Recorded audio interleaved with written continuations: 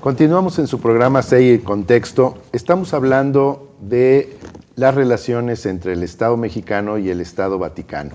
Y comentábamos antes del corte esta relación entre el poder político y el poder religioso, que son prácticamente materializados en una misma persona. Y algunos autores, por ejemplo, hablan de que la conquista de México no solamente fue una conquista militar, sino sobre todo una conquista espiritual. Uh-huh. ¿Por qué? Porque el legado, digamos, de la época colonial, pues es precisamente la fe católica, claro, ¿no? Que es la que ha permanecido y continuado en el tiempo. ¿Qué es lo que hace la Iglesia Católica que permite esa trascendencia histórica de permanecer, ¿no? E incluso los cambios políticos, las revoluciones, la independencia, etcétera?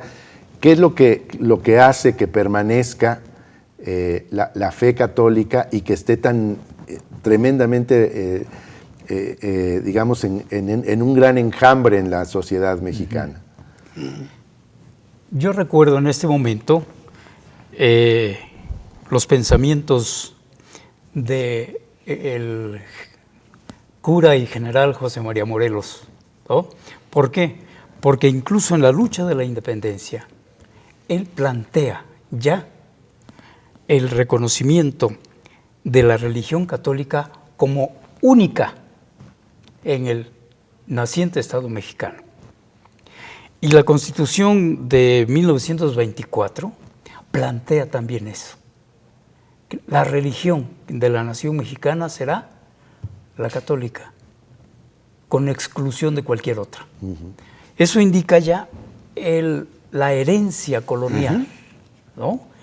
Herencia colonial fruto de esa fusión entre la corona y el Estado Vaticano, ¿sí? O en ese entonces el Estado Pontificio. La Santa Sede. ¿Sí? Y no es sino hasta la Reforma, con la Constitución de 1857, cuando se da la separación entre la Iglesia y el Estado. Hasta entonces se separan ambas. Pero viene toda una tradición. Y no solamente es una tradición, es ya toda una cultura, uh-huh, del catolicismo en México. Claro. En el diseño institucional del Estado independiente, de la República independiente, sigue manifiesta la influencia de la fe católica, de la Iglesia católica, como parte de la estructura del Estado. Yeah. Claro. Pero bueno, incidiendo en esta temática, lo que es importante subrayar, ya que nos interesa el tema de la Santa Sede, es que ese proceso de separación Iglesia y Estado tuvo lugar de una manera radicalmente distinta en los países católicos, cristianos, pero no romanos, como eran, por ejemplo, en Inglaterra y sus colonias. Uh-huh. Ahí no hubo, durante el siglo XIX y el siglo XX, el mismo tipo de conflictos que hubo tanto en España, por ejemplo, como en América Latina y en México. ¿Por qué? Porque en los países de tradición protestante, ellos admitieron y en cierta manera también promovieron todo el tema que había puesto descubierto y que había generado la Revolución Francesa. Entonces, la Revolución Francesa es la primera que subraya toda la temática de los derechos humanos, por ejemplo, y la separación de Iglesia y Estado. Aunque también hay que tener en cuenta que en la Revolución Francesa hay un grupo que son los más activos, no solamente separados de la Iglesia, sino en contra de la Iglesia. Pero eso es una minoría, podríamos decir. Lo importante, yo creo que es, desde mi punto de vista, es que cuando hablamos de la Revolución Francesa, hablamos de los derechos humanos y hablamos del laicismo, de la laicidad, que es una categoría que desde entonces se ha convertido en un eje vertebrador de la modernidad en todos los países. Y esa es la gran diferencia en el tipo de desarrollo de los países de evangelización protestante y de evangelización católica, porque sobre todo a lo largo del siglo XIX, con el famoso Papa Pío IX, hay todo un movimiento no solamente de rechazo, sino de crítica violenta en contra de la Revolución Francesa.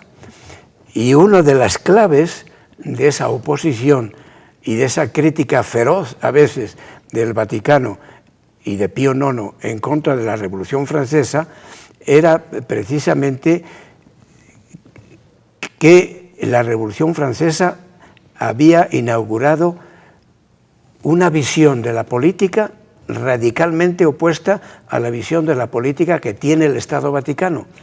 Porque en la Revolución Francesa, y eso lo conocemos todos, lo que se dice es el poder no viene de arriba, como se nos decía en la Edad Media, viene del pueblo.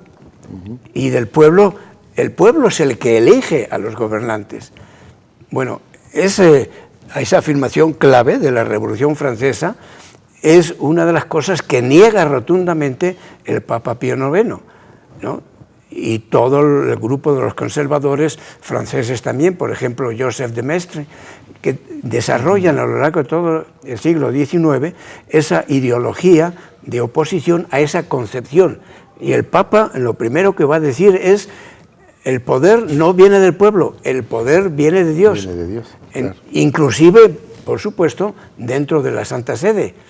De tal manera que eso, ¿cómo se aplica a la organización de la Santa Sede? Se aplica diciendo, es algo que va a generar precisamente Pío IX en el Concilio Vaticano I de 1870, el poder está en Dios y viene directamente al Papa, que tiene desde ese concilio un poder absoluto, es infalible.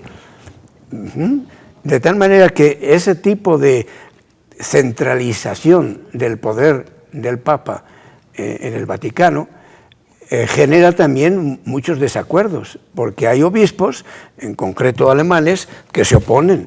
¿Por qué? Porque los alemanes tienen toda la tradición luterana de un espíritu crítico dentro de la Iglesia, cosa que no admite el Papa Pío IX. Claro.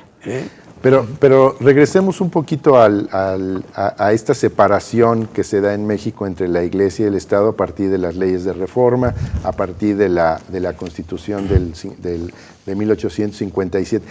¿Qué pasa en las relaciones entre México y el Vaticano? ¿Qué hace el Estado Vaticano después de perder la posesión de los famosos bienes de manos muertas o de todas estas prácticas como el diezmo, etcétera? ¿Qué pasa en México en ese momento? Yo creo que además de una condena, no pasa nada, ¿sí? Además de la condena que hace el Papa. ¿Por qué? Porque tiene un conflicto más fuerte en Europa que da por resultado precisamente la desaparición, en tiempo de Pío IX, la desaparición del Estado pontificio, ¿sí? Con la unificación de Italia. Se acaba el Estado. El Papa se queda, como se llama, o se llamó en ese tiempo, cautivo en el Vaticano, ¿sí?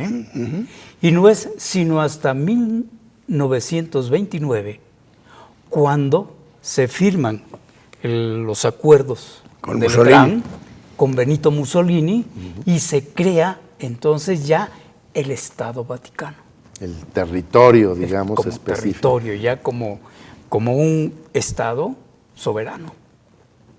Y vuelve nuevamente el Papa, entonces otro Pío XI, vuelve a ser jefe de Estado, jefe absoluto del Estado de la Ciudad del Vaticano. ¿Sí? Y que es un Estado dentro de otro Estado. Es un Estado dentro de otro Estado, precisamente, ¿no? Y es más, es una ciudad dentro de otra ciudad. Así es. ¿Sí? Y digamos, esta separación entre los bienes de la Iglesia y los bienes del Estado, este laicismo que se empieza a aplicar en México, en el cual se habla ya de un Estado laico, ¿no? Ya no hay esa influencia del poder eclesiástico en la conducción del Estado. ¿Verdaderamente marca al Estado mexicano o es una cuestión más de forma que de fondo? No, es un proceso central, tanto en España como en México y en general en los países de tradición española latinoamericana, y lo que va a surcar todo el siglo XIX, porque a raíz de esta nueva política nacida de la Revolución Francesa, pues la Iglesia pierde, era ella la que llevaba los hospitales, la encargada de la enseñanza, la que tenía la posibilidad, era, como muy bien ha dicho Nicolás, la que tenía, era la religión única legal del Estado. Las otras religiones eran toleradas, pero la religión seguía oficial. Exactamente. Entonces, en el momento que Benito Juárez en México y los otros presidentes en cada país van aplicando las reglas, es muy importante subrayarlo, todo arranca con la idea de la modernidad surgida en la Revolución Francesa. Eso me interesa que quede muy claro, porque si algo está de moda ahora, en un contexto distinto, porque hoy día ya no se habla tanto el tema de los cementerios o de las escuelas, sino que se habla el tema de los derechos humanos, por ejemplo, de los homosexuales. Ahí, como sabes, es donde está ahora la discusión y el pleito. De eso ni se mencionaba en el siglo XIX. Los pobres homosexuales sobrevivían como podían, ¿no?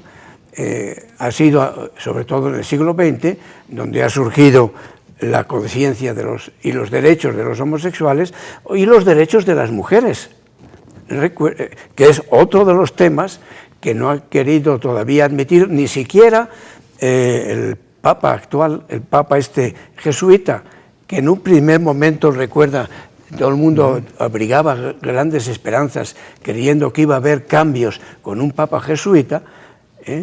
A la hora de la hora.